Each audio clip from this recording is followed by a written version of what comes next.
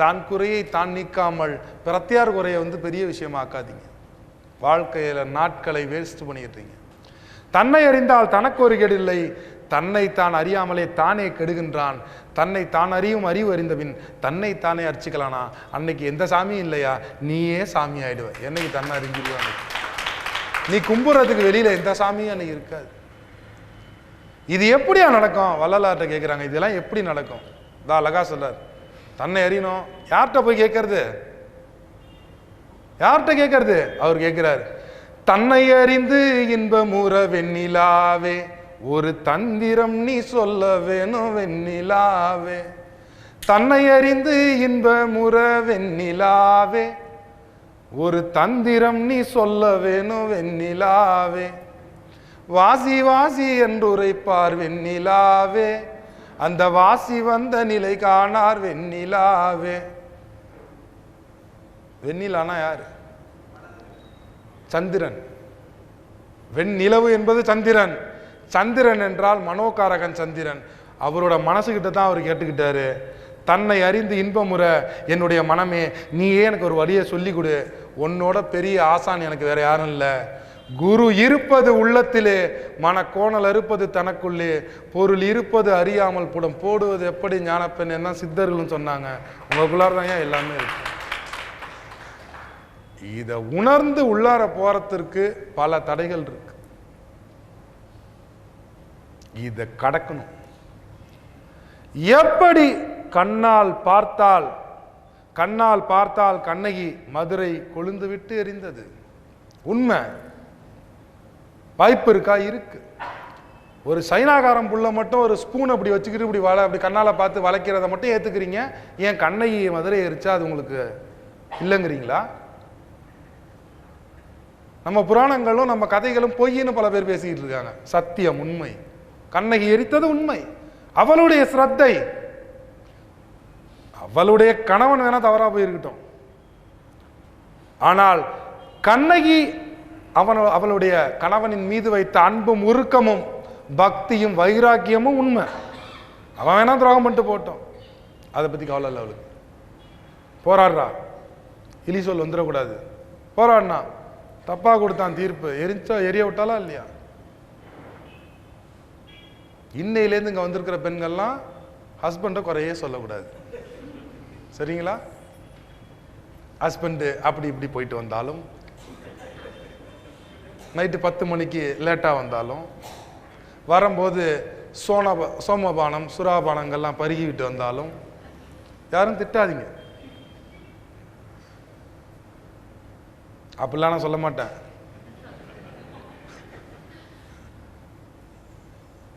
நீங்க உடனே அப்படிலாம் நினைச்சுக்காதீங்க, நான் அப்படிலாம் சொல்லிடுவேன்னு. வாழ்க்கையில விட்டு கொடுத்து போங்க. விட்டு கொடுத்து போறவங்க கெட்டு போக மாட்டாங்க. எல்லா மனிதனும் ஒரு எக்ஸ்பீரியன்ஸ் அனுபவிக்க தான் வந்தான். கார்னர் பண்ணாதீங்க யாரையும். அவன் திருந்துவதற்கு உண்டான வாய்ப்புகளை ஏற்படுத்தி கொடுத்துக்கிட்டே இருங்க. யாருக்கு தெரியும், ஒரு நாள் இல்லை ஒரு நாள் அவனும் மாறுவான், திருந்துவான். யாருக்கு தெரியும், இது போன்ற ஒரு உரை கூட அவன் திருந்துவதற்கு இந்த நொடியே காரணமாக கூட அமைஞ்சிடலாமே. இந்த மனம் எந்த செகண்ட் வேணாலும் பக்கம் அடைஞ்சிடலாமே. வாய்ப்புகள் மட்டும்தான் நம்ம கொடுக்கணும். குறை சொல்வது நம்மளோட வேலையா இருக்கக்கூடாது. வாழ்க்கையில கடந்து உள்ளார போங்க. நீங்க உங்களை நீங்க தான் உணரணும். கணவனை, தாய் தகப்பனை, கணவன் மனைவியை, குழந்தைகளை குறை பேசுவதெல்லாம் நிறுத்திட்டு நீங்க எதற்காக வந்திருக்கீங்களோ அந்த விஷயத்தை பாருங்க. அதுதான் ரொம்ப முக்கியம். புனித நீரை கீழே இறக்கினால் ஒரு புள்ள பிறக்குது. புனித நீரை கீழே இறக்கினா ஒரு புள்ள பிறக்குது. நல்லா புரிஞ்சுங்க. மரணத்தை வெல்ல வேண்டும், மறுபிறவி வேண்டாம், பிறவாமை வேண்டும், இரவாமை வேண்டும், பிறவி பேரின்ப பெருங்கடல் நீந்த வேண்டும். எப்படி நீந்த முடியும்? புனித நீரை, திருநீரை கீழே இறக்கினால் ஒரு குழந்தை உண்டாகின்றது. அதே திருநீரை நீங்கள் மாறாக புவியீர்ப்பு சக்திக்கு நேர் எதிராக மேலே உங்களுக்குள் ஏற்றினால் நீங்களே மீண்டும் பிறந்து விடுவீர்கள். இதுதான் ஞானம். சக்தி உங்கள்கிட்ட தான் இருக்கு, ஆற்றல் உங்ககிட்ட தான் இருக்கு. இதை பத்தி தாங்கய்யா எல்லா பிலாசபியும் இருக்கு, ஆன்மீகத்தோட எல்லா பிலாசபியும் இருக்கு. இந்த உயிர் தண்ணிய இறக்கிக்கிட்டே இருக்கிறவன் ஒரு நாளைக்கு ஒரு லெவலுக்கு மேல இந்த சிவம் வெளில போயிடும், அவன் சவமாயிடுவான். இன்னைக்கு நம்மளுக்கெல்லாம் ஒரு பேர் இருக்கு. நான் உங்கள்கிட்ட கேட்குறேன், இப்போ நம்ம ராமசாமி, உன் பேர் என்னய்யா? முனுசாமி. உன் பேர் என்னம்மா? மரகதமணி. உன் பேர் என்ன? லட்சுமி. சரி, இந்த பெயர் யாருக்கு சூட்டப்பட்டது? நீங்கள் யார்? ஐயா, இந்த உடம்புல இருக்கிற இந்த உயிர் வெளில போயிடுது, அப்போ உங்களை என்ன சொல்லுவான்? போனோம்னு சொல்லுவான். காமனா அது ஆணா இருந்தாலும் சரி, இதில் ஆண்பால் பெண்பாலே இல்லாத வார்த்தைகள் இதெல்லாம். போனோம், சவம். அந்த பெட்டிக்கு பேர் என்ன? சவ பெட்டி, போன பெட்டி. இங்கே ஆண்பால் பெண்பாலே போயிடுச்சு பாருங்க. அதான் சொல்றோம், இறைநிலையில் ஆண்பால் பெண்பாலே கிடையாது. செத்து போயிட்டா காமனா பொணம். ரைட். இப்போ இந்த உடல்லேருந்து உயிர் வெளில போயிட்டா இதுக்கு பேர் பொணம். அப்ப இந்த தேகத்திற்கு ராமசாமி முனுசாமின்னு பேரா, உங்க உயிருக்கு முனுசாமி ராமசாமின்னு பேரா? சொல்லுங்க.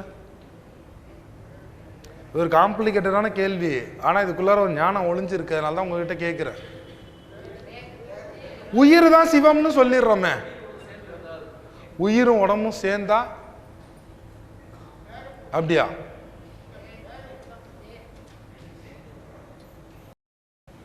பார்க்கலாமே உங்களுடைய ஞான தெளிவு எந்த அளவுக்கு அடைஞ்சிருக்கீங்கன்னு. பாடிக்கு பாடி தான் கிடக்குது, அதான் போனன்றீங்களே, பாடி தான் போனன்றீங்களே. என்னங்கய்யா? சிவம் இல்லை, அதான் உயிருக்கு பேர் சிவம். நான் என்ன கேட்குறேன், இப்போ உங்களுக்கு ஒரு பேர் வச்சுருக்காங்கல்ல, உங்கள் அப்பா அம்மா ஒரு பேர் வச்சுருக்காங்க, சமூகத்தில் உங்களை ஒரு பேரால் அழைக்கப்படுறீங்கல்ல, அந்த பெயர் உங்களுடைய நீங்கள்னு சொல்லக்கூடியதில் எந்த பாகத்தை குறிக்கின்றது இந்த பேர்? உடம்ப இல்லை,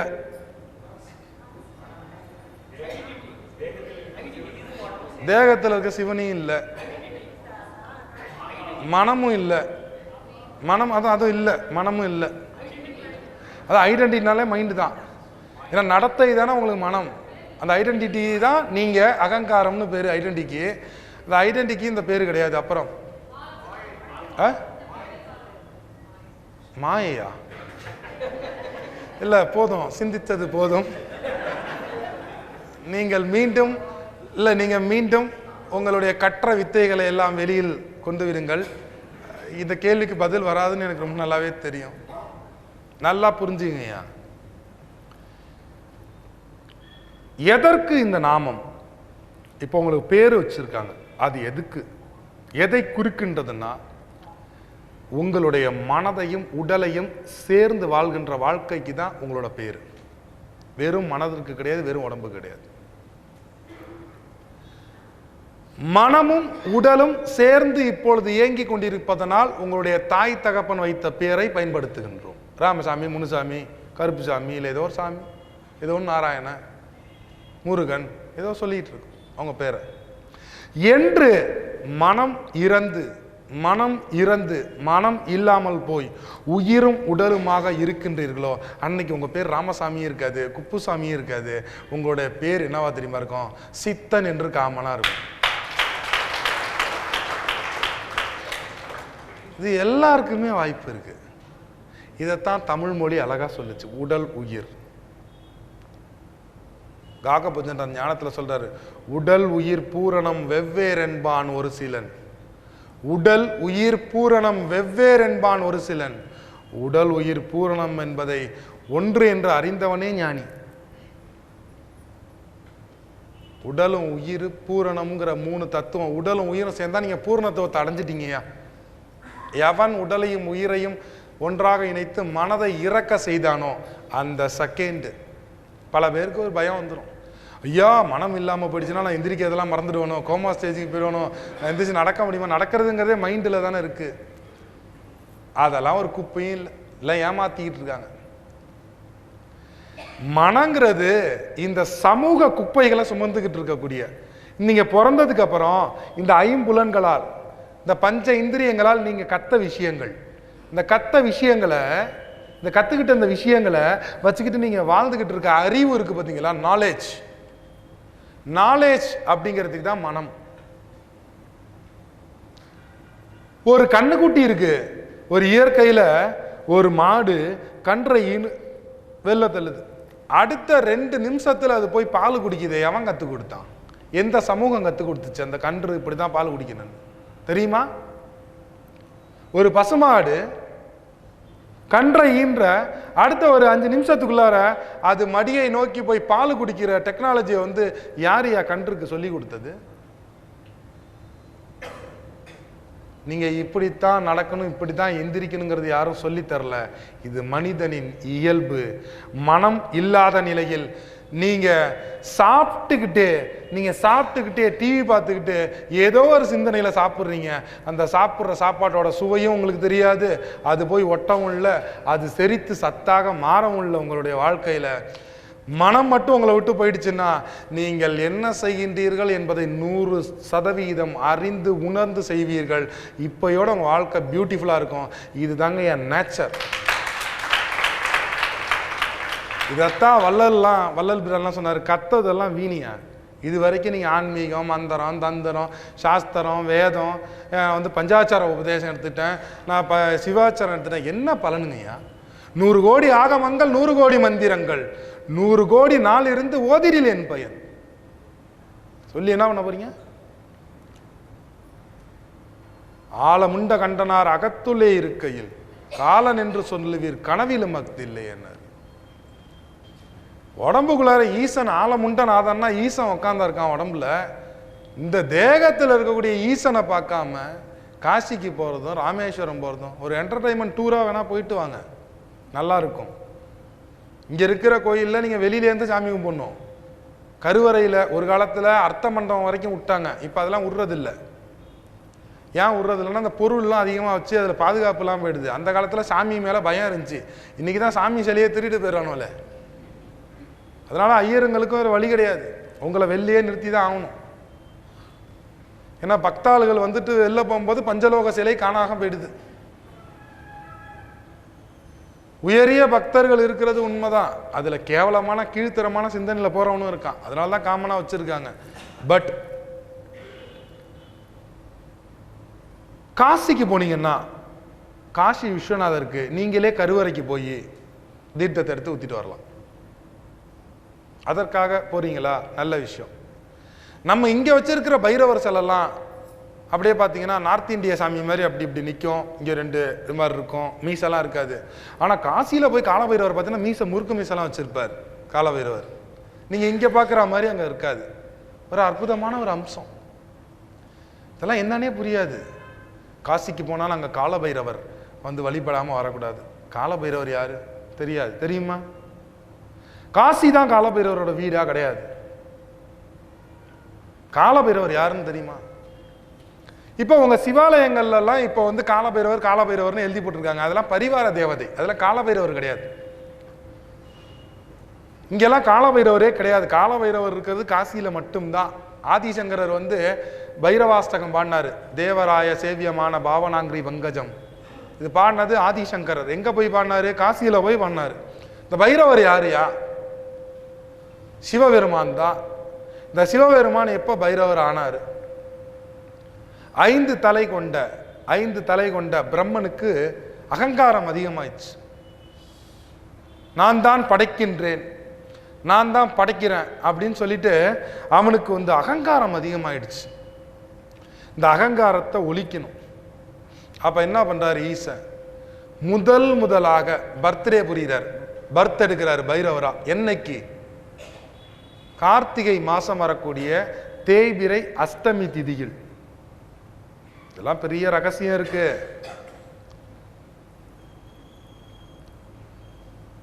கோகுலாஷ்டமி அன்னைக்கு கிருஷ்ணர் பிறக்கிறாரு. பைரவ அவதாரம் ஈசன் புரிகிறதும் தேய்பிரை அஷ்டமி திதிங்கிறது வதத்திற்கு உண்டானது. நீங்க அதை வரத்துக்குன்னு நினைச்சிட்டு போய் உட்காந்துருக்கீங்க பல பேர். அது ஞானத்திற்கு உண்டானது. தேய்பிரை அஷ்டமியில் போய் நீங்கள் விளக்கேற்றி வச்சுட்டு சொர்ண பைரவான்னு இருக்கீங்க. நிறுத்திங்க. பைரவர் என்பது வதத்தை புரிவதற்காக வந்த கடவுள், சொர்ணத்தை கொடுப்பதற்காக வரல. அவரு ஏன் ஈசன் ஏன் பைரவரா வந்தான்? அகங்காரத்தை ஒழிப்பதற்கு. பைரவரை யார் வழிபட தகுதி உடையவன் தெரியுமா? எவன் ஒருவன் தன்னுடைய அகங்காரத்தை ஒழிக்க எண்ணுகின்றானோ அவன் தான் பைரவ வழிபாட்டிற்கு தகுதியானவன். அந்த படைப்போட அந்த அந்த அந்த அவதாரத்தோட நோக்கம் என்ன? அகங்காரத்தை ஒழிக்கணும். அப்ப அந்த அகங்காரத்தை ஒழிக்கக்கூடிய நிகழ்வு எங்க நடக்குது? தஞ்சாவூர் மாவட்டம், எங்க கும்பகோணத்து பேர திருவையாரூர் அப்படிங்கிற ஊருக்கு பக்கத்தில் கண்டியூர், திருக்கண்டியூர், இப்ப கண்டியூர் அப்படின்னு சொல்லுவாங்க. இந்த கண்டியூர்ல தான் அந்த வீரட்டானம்னு பேரு. முதல் வீரட்டானம் அது. 8 வீரட்டானத்துல இந்த முதல் வீரட்டானத்திலே ஈசன் பைரவரா வரார். பிரம்மனோட சிரசை கொய்துறாரு. அந்த ஊர்ல பிரம்மனுக்கு கோயில் உண்டு. ஆனா அங்க பிரம்மனோட சிலையை எடுத்து இங்க வச்சுக்கிட்டாங்க சிவாலயத்துல. அங்க வழிபாடு இல்லைன்னு போனீங்கன்னா பார்க்கலாம். அப்ப அந்த மண்ட ஓடு கொலை பண்ணிட்டார்ல, குலைபாதகம் உண்டுன்னா பிரம்மகத்தி தோஷம் ஆயிடுச்சு. யாருக்கு? பைரவருக்கு. அப்ப அந்த கையில பிச்சை ஓட உட்கார்ந்துருச்சு. யாரு பரிகாரம் சொல்றா? நல்லா புரிஞ்சுக்கணும் இந்த இடத்துல. இவரே ஈசன். ஆனா ஈசனுக்கு அங்க பரிகாரம் சொன்னது பெருமாள். அதனால அந்த ஊர்ல இருக்கிற பெருமாளுக்கு பேர் என்னன்னா சாப விமோச்சன பெருமாள். 108 திவ்ய தோஷத்துல ஒரு முக்கியமான ஒரு தலம். அந்த சாப விமோச்சன பெருமாள் தான் பைரவருக்கு விமோச்சனம் சொல்றாரு. என்ன தெரியுமா? நேரா காசிக்கு போ, அங்க அன்னபூர்ணி இருக்கா, அன்னபூர்ணியில போய் பிச்சை எடு, திருவோடு கைண்டு விழுந்துரும். அப்ப பைரவரோட பிறப்பு பிரம்மனோட சிரசை கொய்தது. ஏன்னா அங்க இருக்கிற சுவாமியோட பேரே பிரம்ம சிர சண்டிகேஸ்வரர், பிரம்ம சிர சண்டிகேஸ்வரர்னு பேர். அதை வதம் பண்ணி அதற்கப்புறம் அந்த பரிகாரத்திற்காக, பாவ விமோச்சனத்திற்காக தான் காசிக்கு போறார். காசியில போய் அன்னபூர்ணிகிட்ட எடுத்ததும் அந்த திருவோடு கைண்டு உழுந்துருது. அப்புறம் அங்க இருக்கிற சுவாமியே நீ இங்கேயே இரு, இந்த காசிக்கு காவல் தெய்வமாக இங்கேயே இருந்துடு அப்படின்னு சொன்னதுனால காசிக்கு போய் இறக்க முக்தி அப்படின்னு ஒரு பேர் வந்துச்சு. இந்த சம்பவத்திற்கு அப்புறம் காசியில் இறந்தால் முக்தி. இதை எல்லாரும் தவறா புரிஞ்சுக்கிட்டீங்க. காசியில போய் இறக்குறதுன்னா நீங்க எல்லாரும் நினைச்சிட்டீங்க காசியில போய் கடைசி காலத்துல வீடு எடுத்து அங்கேயே தங்கி அங்கேயே செத்து போனா முக்தி கிடைச்சிடும் அப்படின்னு நினைக்கிறீங்க. இதெல்லாம் ஒரு ஒரு உங்களுக்கே மடமையா தெரியலையா? ஆன்மீகம் கேட்டா காசியில் இறக்க முக்தி. கால பைரவர் இருக்காரு. கால பைரவரால் நீ இறந்தால் உனக்கு முக்தி. கால பைரவர் எதை இறக்க வைப்பார்னா, உங்களுடைய கால பைரவத்தை வழிபட்டால் உங்களுடைய அகங்காரத்தை இழந்தீர்கள், உங்களுடைய அகங்காரம் உங்களை விட்டு இறந்துட்டீங்கன்னா நீங்களாம் முக்தி அடைவீங்க. எப்படி முக்தி வரும்? உங்களுக்குள்ள இருக்க அகங்காரம் ஒளிஞ்சிடணும். இதுதான் பைரவம். இது எத்தனை நிலையிலே அங்க நடக்குது? 8 ஸ்டேஜில் நடக்குது. இந்த 8 ஸ்டேஜில் நடக்கிற ஒவ்வொரு ஸ்டேஜ் தான் அஷ்டமா சித்தின்னு சொல்றது. நீங்க என்னென்னமோ அஷ்டமா சித்தி, நான் மலையை வர வைக்கிறேன், தண்ணியை வர வைக்கிறேன், எனக்கு இந்த சித்தி கிடைச்சிருச்சுலாம் ஏமாத்து பேர்வெளிகள் மாந்திரிகத்தை வச்சுட்டு ஏமாத்துறாங்க. அஷ்டமா சித்தி நாயகன் பைரவன் ஈசன். ஈசன் 8 இடத்துல அவதாரம் புரிஞ்சான். அது எல்லாமே தஞ்சாவூர் நாகப்பட்டினம் மாவட்டத்தில் தான் இருக்கு. இந்த 8 வீரட்டானத்திற்கும் நீங்க போனீங்கன்னா ஒவ்வொரு வீரட்டானத்தில் ஒவ்வொரு வதம் நடக்கும். திருக்கோயிலூர்ல ஒரு வதம், பன்ருட்டிக்கு பக்கத்தில் திருவதியில ஒரு வதம், கொற்கையில மன்மதனை எரிச்சாரு, கஜமுகாசுரனை வலுத்தூர்ல எரிச்சாரு. இந்த கஜமுகாசுர வதம் நடந்துச்சு. ஒவ்வொரு வீரட்டானத்திற்கு போனீங்கன்னா ஒவ்வொரு பேரை கொன்னு இருப்பாரு. அது எல்லாமே உங்க உடம்புல இருக்கு, வெளியில இல்லை. அப்படியே ஒன்னு ஒன்னா கொன்னு கடைசியா 8வது வீரட்டானத்துல மரணமில்லா பேரின்ப பெருவாழ்வை கொடுப்பாரு. சாகா வரத்தினை யாருக்கு கொடுத்தாரு? மார்க்கண்டேயனுக்கு கொடுத்தாரு. நீ 60ஆம் கல்யாணம் பண்றீங்க இல்லையா? அபிராமி அந்தாதி பண்ணாரு. அபிராமி பட்டர் தனம் தரும் கல்வி தரும் ஒரு நாளும் தளர்வரியா மனம் தரும்னு பாடினாரு இல்லையா? அபிராமி பட்டர், அபிராமி அந்தாதி. திருக்கடையூர்னு ஒரு கோயில்.